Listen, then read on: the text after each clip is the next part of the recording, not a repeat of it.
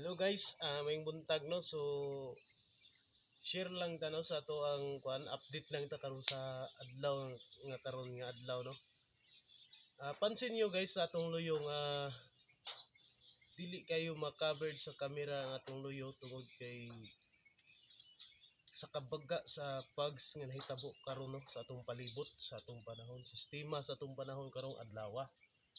So, kabalo ba mo guys nga ang bugs sinyalis kini sa tag-init ug tag-ulan. So duha day ang dala sa bugs. Kung dili tag-init, tag-ulan.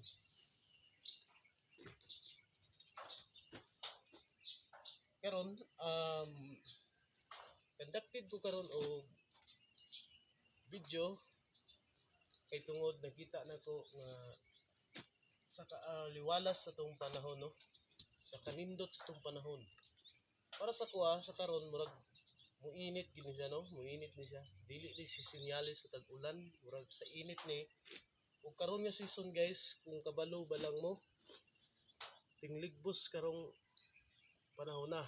So tigturok karong ligbos. Kung kinsa may nakabalo drag ligbos sa English ana mushroom no. So mao kana ang English sa ligbos to, so mushroom.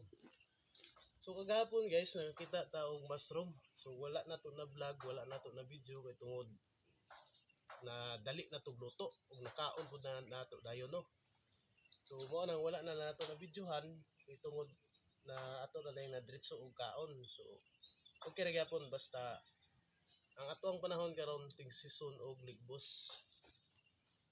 So dili lang di ay tag-init ug tag-ulan ang dala sa bugs or sa Bisaya tunog no.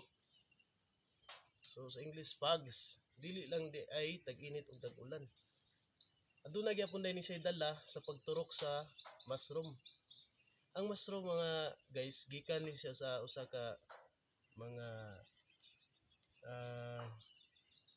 gikan ni siya sa siyempre gikan gid sa yuta no. Pero ang una-una gid siya nga moturok guys ang ligbos dira sa mga lata nga saging no, kanang mga punuan sa saging, lata or dito sa mga kahoy nga naay produce siya sa tunog nga pwede siya moturok og similya sa ligbos no. So kung one thing, kung naa kay site nga nakit-an nga naay ligbos sa site ni ana ni aging kabulanan or ni aging tuig, baliki na siya guys pag ting season na siya ligbos para hinaron. Okay. I swear, I'm sure na naaging turok ana mubalik na siya sa ihang site nga imo nakita nga naay turok nga ligbos to. So mao kana ang sinyalis sa tunog no sa bugs. So ang bugs no doble amping pud ta kay ang bugs nagdala po na siya og warning sa ato labi naging mga driver dra. Shout out sa mga driver dra no. Mga driver dra, kunting ingat lang po basta bugs.